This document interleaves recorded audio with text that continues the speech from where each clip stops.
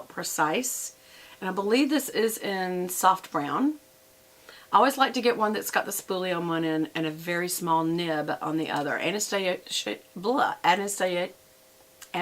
Brow Wiz made this famous, then everybody came out with one like it. So good for them. You got copied. Highest form of flattery. So I'm going to go on the base where you have a brow. Just reinforce it and let it have a tail. That's all that did. Was reinforce that, and it gave it a tail.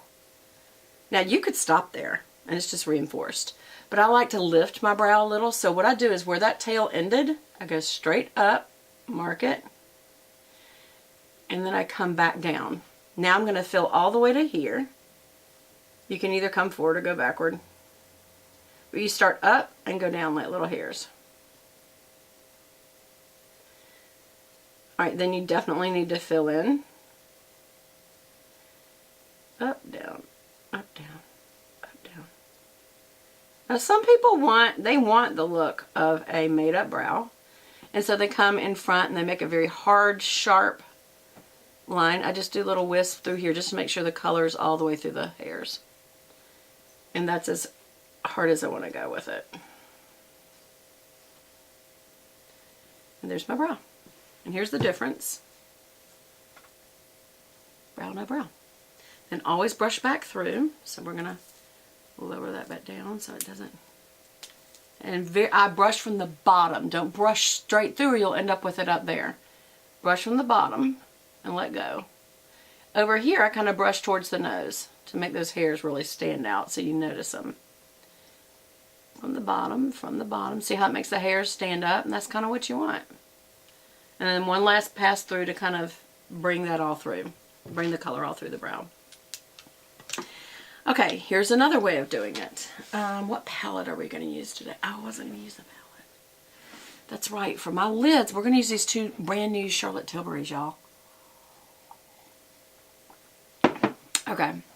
So let me just do the other brow another way. Where is it? Where is it? You can use a liner brush. You can use a brow brush. You can use a smudger brush. Today, I will use, this is a Morphe M432. This is a, actually this is a liner brush where you pop it right on the top to kind of fill in. If you want to do that, it's okay. It makes it very, very thin that way. So that's one good way of doing that. Or you could have an actual liner brush, the angled liner brush. Or you can use a smudger brush. Where is my smudger brush? Okay, this is what happens when you have so many brushes. You can't even see them all. Okay, here's my smudger brush, which Sigma Beauty calls that a short shader. It's a very dense, when you turn it sideways, it's very, very small and very dense. So it's actually good for lining. And especially for going through here and just kind of making color show up. So I think because I almost always use this, I will today. Because I almost always do it that way. So let me get a dark, what do we got? What do we got? Whoa! That almost went somewhere. Okay, so what you want to do is choose a true chocolate brown. You don't want black, you don't want brown, you don't want... This has almost got like a chocolate plum look to it. So I'm going to do that. Definitely tap it off really, really good. And sometimes I feel like powder stays better than wax does. And I've noticed sometimes when I look in my little wax, the little nib, it's got a hair in it. Because how do you clean up your eyebrows? Have them waxed. So wax pulls them out. So again, we're going to support underneath. Just a light brushing.